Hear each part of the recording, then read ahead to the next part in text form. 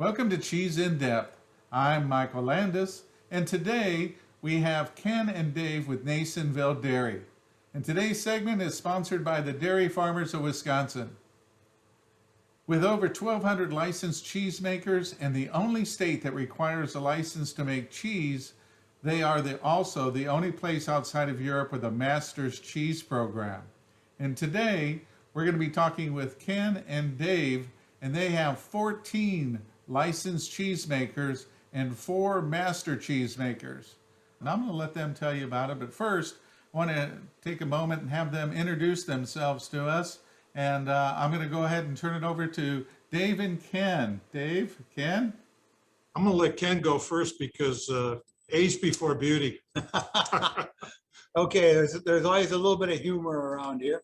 One of the things that happened when we talk about this is this company is the 3 brothers. I'm Ken, there's Kelvin and Kim. Our wives, our sons are all involved in this cheese plant. And today we're looking at, what does that mean? We're a family business. Our father brought us here in the late 60s. We ran 7,500 pounds of milk a day. We now run about 1.5 million, 1.6 million pounds of milk a day that we manufacture into cheese. We buy milk from about 200 local dairy farms in the area right here, right next to us. And in addition to that, we've built a number of different cheeses, which Michael's allowed us to talk to that today, as Dave will get into that a little bit more than I do. But the biggest thing of all is that when we come to the cheesemakers, as Michael was saying in his opening comments here, Wisconsin commands that you be a licensed cheesemaker. You cannot make cheese in this state without a license on your plant, as well as a licensed person operating it. So we have all of these cheesemakers, people who have completed their 1-year tenure, along with their 1 year after that, they can turn around and apply for a license to become licensed by the state of Wisconsin. Now, should they continue on in this sphere of enjoying making cheese and being in the dairy industry, they can apply after 10 years of making an individual cheese. You can apply to the master's program. While applying to the master's program, it is, first of all, you are screened, how you've done in competition, what do you really know about cheese, about the products, about milk, about sanitation, about all the things that are going to affect the flavor, the outcome of what the consumer today is going to taste. Now, when it comes to the masters, then you can spend the next 3 years in different programs sponsored by the Center for Dairy Research and the Dairy Farmers of Wisconsin, extending your education and understanding more about where I came from, how I got here, what world history is, and how it actually affects what I'm doing and how I'm making it. If you can pass all that and you can get to the final exam, it takes about 25 to 40 hours to write the final exam, which is a total scripture of looking up every line that could be required for an answer, where you got it from, who the author was, what year it was written, because a lot of these things change over the course of time, but it does define you as a master. Right now, I believe the number is 72, 74 that we actually have as masters, and 4 of them, fortunately, work here at Nasonville Dairy. So with that in mind, I guess I can turn it back to you. Okay. And I'm the sales and marketing arm of Nasonville Dairy. Although one of the things Ken didn't mention, but certainly could have, and that is we kind of run an atmosphere around here of all hands on deck. So, you know what, if they need help with something down on the dock, if they need help with the product line and I've got 30 minutes to spare, I'll get away from my desk and go help packaging. I'll help where needed. So it truly is a family in all sorts of ways. He also didn't mention the grandchildren yet, but there's a few grandchildren running around, maybe working a little bit in the store, or one of them was working on the production line yesterday because he's getting a little older. So it's not just a couple of generations, but it's, if you go back a generation, you can easily go forward 3 and probably soon to be 4. And it's a lively place. It's why we've grown, is because it's a lively place, and everybody has a voice and everybody's heard. So enough with introductions. So the world of Nasonville Dairy. As you can see, we've been around since 1885. Nasonville Dairy is just outside of the city of Marshfield, located in Wood County. And it is the oldest operating cheese plant in Wood County. Wood County is, if you were good at darts and threw a dart at the state of Wisconsin, we're the bullseye. The 1885, the plant looked a whole lot different, obviously canned milk and horse-drawn buggies from a few farms. And from there, well, we'll go to the next slide and we'll carry on. Present ownership, gentleman to my right, Ken, his wife, Marilyn, and his two brothers, Kim and Kelvin, and their wives, Cheryl and Marilyn, kind of make up our senior management team. You don't see me in there because I have the wrong last name and I don't belong to that motley crew, but Nasonville Dairy does procure milk from the heart of Wisconsin. We don't go extremely far and we really don't cross the borders at all unless there's a particular company that we need something that might be from Iowa or Minnesota, something nearby for organic or non-GMO or something like that. But truly the 190 we work from are really close into Wood County area. And they range from a herd of 15 cows to a herd of 2,500 animals. The key to it is quality and safe milk. Whether it's the herd of 15 or the herd of 2,500, we're going to capture a vial of that milk that's loaded at the farm. And we are going to, as you see on the right side, that's our intake. And before that truck is ever offloaded, that milk's going to get tested for antibiotics. It's going to get tested for protein and make sure it's going to be good quality stuff, so we know what we're working with. We do have a number of silos. The reason we have a number of silos is we have a very fair volume of milk coming in, but we also have kosher milk. We also have organic milk. We have non-GMO. We just got, in some cases, we'll do a little blending with goat and cow's milk for specific things on the Feta side. So it's a number of things that we're good at. Ken, anything you want to add about family farms? The biggest thing about our family farms is one of the reasons that we farm in Wisconsin to begin with has to do with the water. And to us, water is everything. When it comes to our family farms here, it gets down to the idea that our farms start out with the care and custody of their family and employees, the care and custody of their cows, and the care and custody of the land around them that supplies all of them and supplies all of us.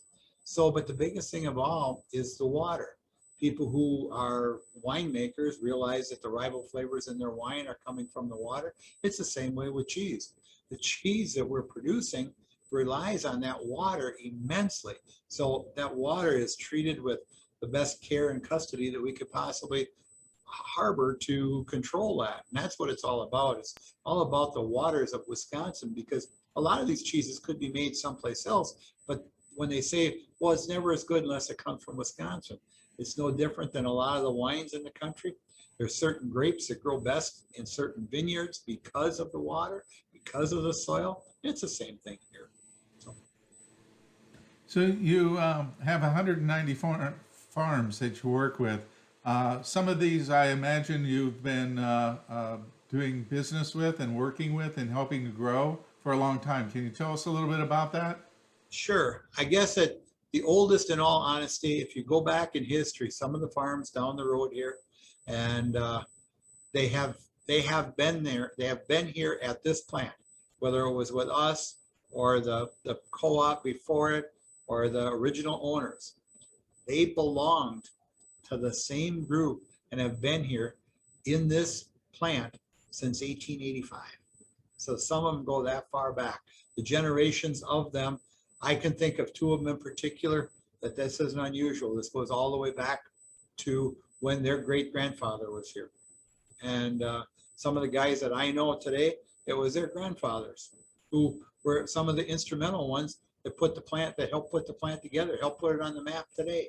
And their families are still farming here. So, but a lot of the young guys today, or I call them young guys, here we go. But the farmers that are here today, a lot of them are as you see, a lot of them are the 60 something, early 60s and whatnot.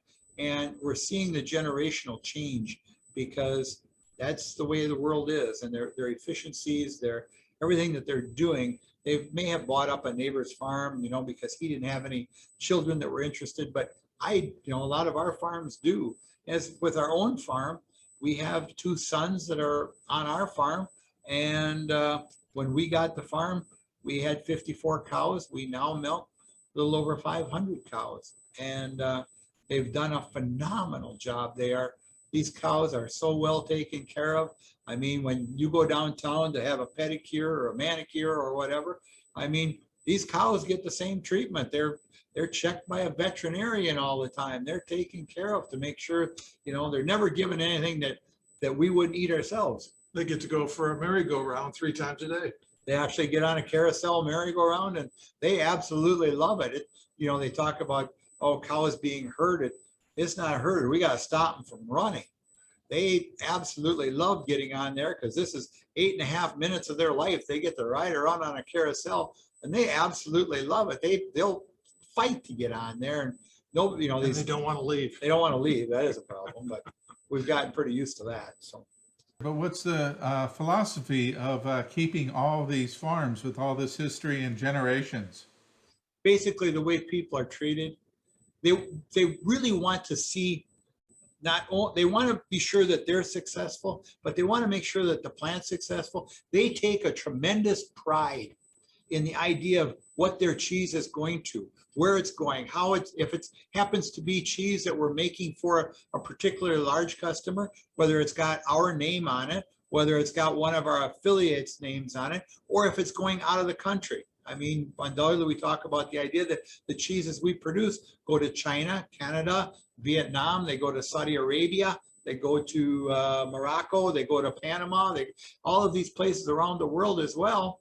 It was somewhat comical, and I know I didn't mention that the other day, but it was kind of cute because one of our farmers was down in the British Virgin Islands, and he thought our label got copied, and he was looking at it in a store. He's going, "Oh, somebody stole their label," and he looked at the back. I said, "Marshfield, Wisconsin." He's going, "Give me a break." So anyway, it does get around.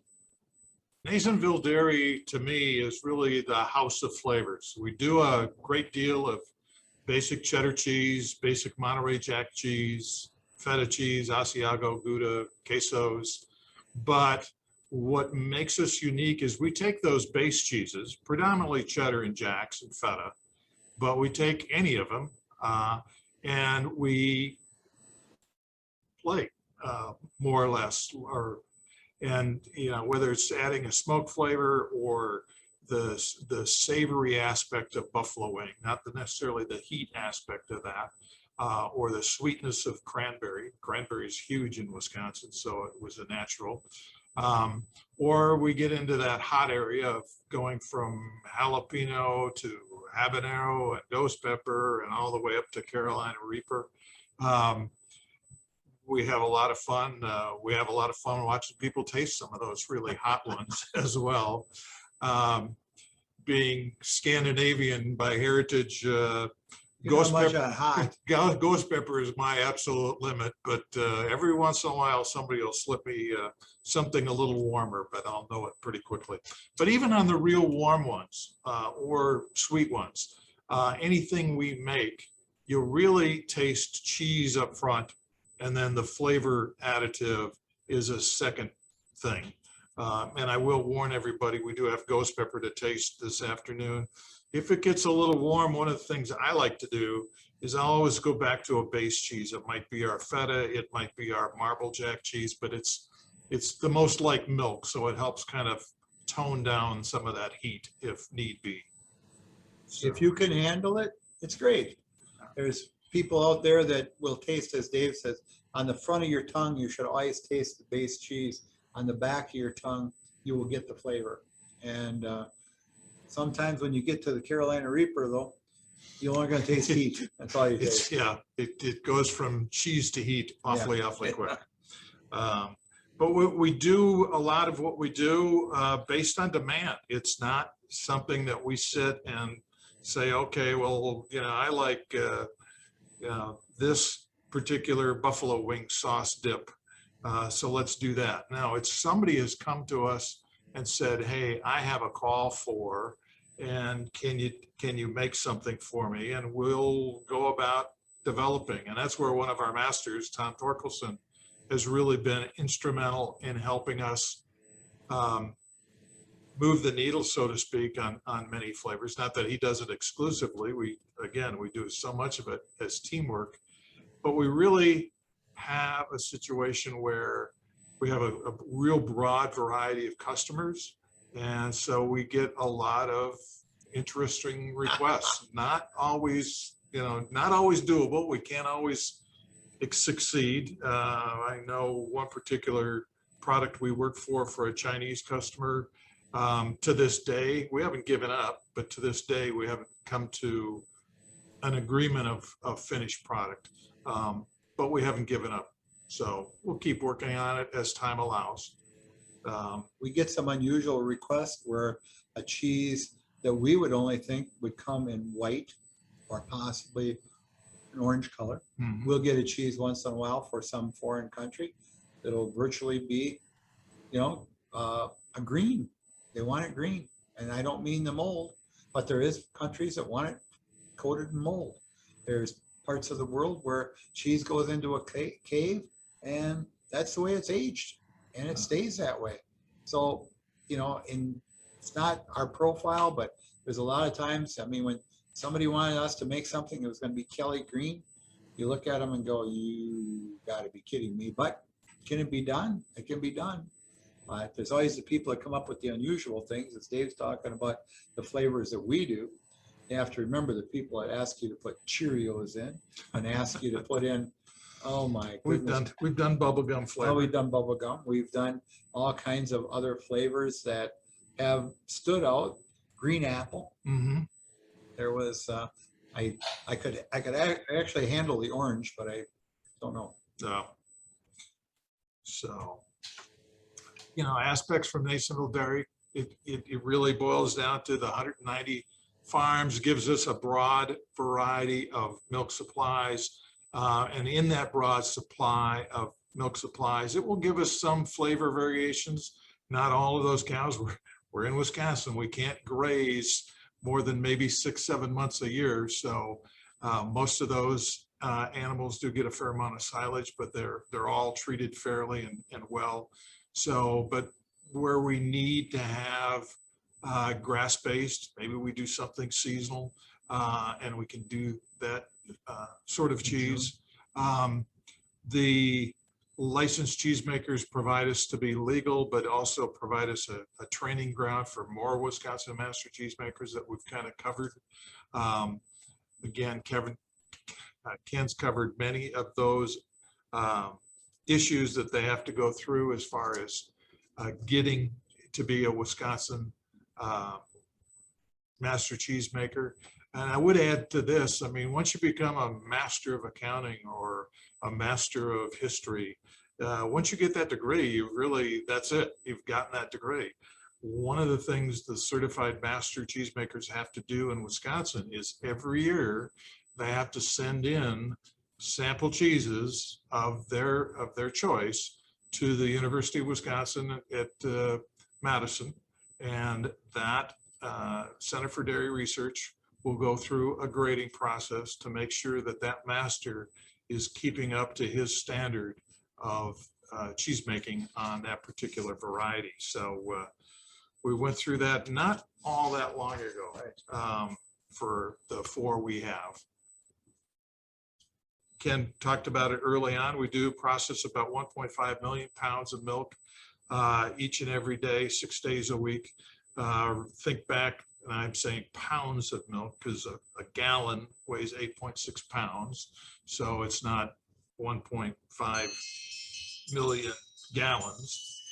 The other aspect that makes us unique is we're kosher, we're halal certified, organic certified, located right smack dab in the middle. You've got the slide now of being green, and as far as we're concerned, being green is multiple. If you look at the farm, we encourage all of our farms to be as green as possible, and you got to remember, probably 99% of all of the farms that we deal with, if not 100, not only make their living on that piece of property, but they live on that piece of property. So the last thing they want to do is see contamination to their soils that could disrupt their water supply, that not only take care of their animals, but take care of their own families. So they do a great job of capturing the manure stream and spreading it on fields, and you can't get much more organic. No, as Dave's talking about when he gets to the farm program, it's amazing today as these farmers have gotten larger. We have a number of them that are already on methane digester. So they're using the methane to power the farm, to produce electricity, sell it back to the grid, and then they resupply the farm, which is great. So our largest farm supplies enough electricity on a daily basis to feed 450 homes in the area. The other thing that they're working on right now is taking their farm and going to compressed gas. You'll see that down there in Indiana, and they're doing it there. And I'm sure that that'll be the biggest thing coming to the area, is going to be making compressed gas out of it, which takes care of a lot of things. Years ago, even on the small farms, you'd see manure being hauled out in the field. Today, so much of the byproduct, the manure is injected into the soil. So it's taken right to the root of the plant. It's captured. We don't have any smell. We don't have to deal with any of that. And in turn, no matter if the good Lord sent some rain, it's not going to wash out. It's not going to cause any damage. We inject it. And where we used to run 10 trucks hauling out manure, we now have 2 people doing it. And they're doing it, they can actually ingest 100,000, 120,000, 140,000 gallons of manure in an hour that gets put right into the soil and taken care of. And so no matter what happens, the plant is the one that's going to utilize that. And so that's what they do. They do a good job of it. Yeah. So. We recognize cheese as always a part of something else. So, you know, our cheese is only as good as whatever finished product you, the consumer, or you, the restaurateur, or whatever you might be into, whatever you want to do with that cheddar or that feta or pizza cheese, or whatever day part you might be looking for, breakfast, lunch, dinner, snacking, entertaining. We want to make that experience a cheesy one and an exceptional cheesy one, Wisconsin cheesy one. We appreciate the opportunity, and we hope that we've done a good job with the cheeses as you described them. We think we did, but ultimately it's all about, you know, trying to, certain parts of the country pick certain cheeses that seem to be their favorite. That's why we make the number of cheeses that we make. I mean, it talks about, if you look at our website, you'll find that we have just about 40 different kinds of cheese that we make. And they vary in categories from, you know, everything that you could imagine. Well, I'm hoping that I can have you come back. Golden Retriever coming in, smelling the cheese. I've got one just like that at home. I have 2. I have one under the table, and this one's just insistent of coming in now. It's time to feed me cheese. No, it's not. Absolutely. Go on. Hopefully that wasn't the one stopping by for the ghost pepper. Nope, won't be. All right, so, you know, thank you again for taking the time. It was really wonderful being able to hear the story, you know, especially having all that history, working with the farms, also being able to taste these cheeses, and the balance of flavors has been just exceptional. I'm thinking that in the next couple months we get back together and talk about some of the classics that you guys have been doing that you told me about. So I'd really like to do that as well. That would be terrific. Absolutely, anytime. All right. Well, thank you again for taking the time. I really appreciate it. And, we'll keep in touch and plan up our next adventure. Thank Thank you, you. Michael. All right, guys. You Okay. take care. You All right, too. You too. All Bye-bye. right. Thank you. All right. Bye-bye.